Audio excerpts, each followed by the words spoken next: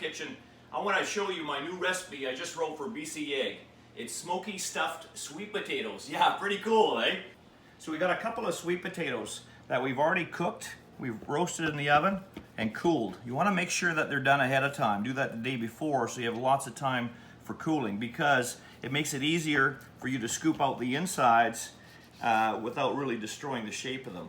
Make sure that you leave about a 1/2 inch border all the way around so that this sweet potato will act like a vessel and hold the egg mixture without it leaking out. Now we're just going to spoon this all out carefully and also leave about a 1/2 inch on the bottom as well, okay? I know it's kind of hard to gauge, but don't go all the way through to the skin, otherwise it's not going to hold the egg mixture. Okay, we're just finishing up the last one, and we got our 4 egg boats. So the next thing we're going to do, we have 3 ingredients that we want to divide into these boats, so divide equally. So I'm going to start with the spinach. This is 10 spinach leaves that I've just sort of cut up finely. And you don't have to be too picky about it, because if they are overlapping or like coming out of the boat a little bit, that's fine. You're going to see that green at the end, which is going to make for a nice presentation. And we're going to do the same thing with our sun-dried tomatoes. We're doing oil-packed sun-dried tomatoes that I've drained, and again just divided them equally between all the vessels here. And then our smoked Gouda.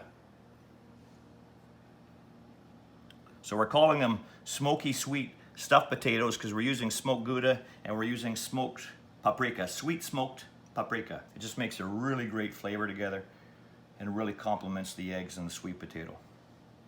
We're going to transfer these now to a parchment lined baking sheet.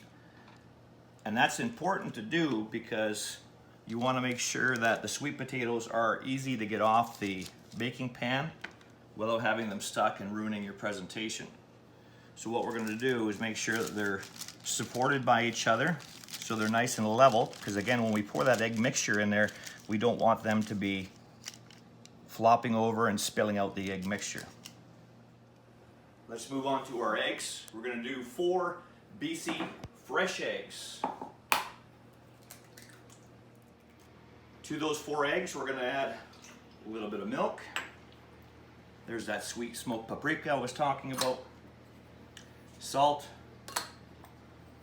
and some pepper. Give them a good whisk, beat them up thoroughly.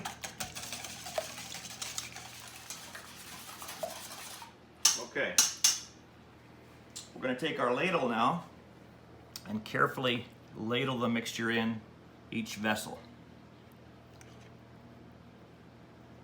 You may have a little bit left over, or you may not have enough, depending on how big your sweet potatoes are and how much you've hollowed them out.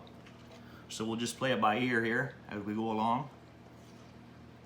You can always just ladle a little bit at a time in each one, then keep going up and topping up in case you are going to run out. You don't want to get to the last one and have that you find out you have no more filling left. But these are going to work out great.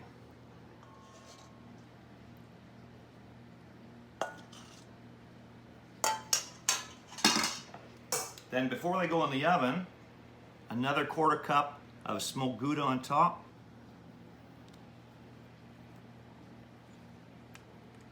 And again, doesn't have to be precise, just get it on top. This is going to make a nice presentation at the end.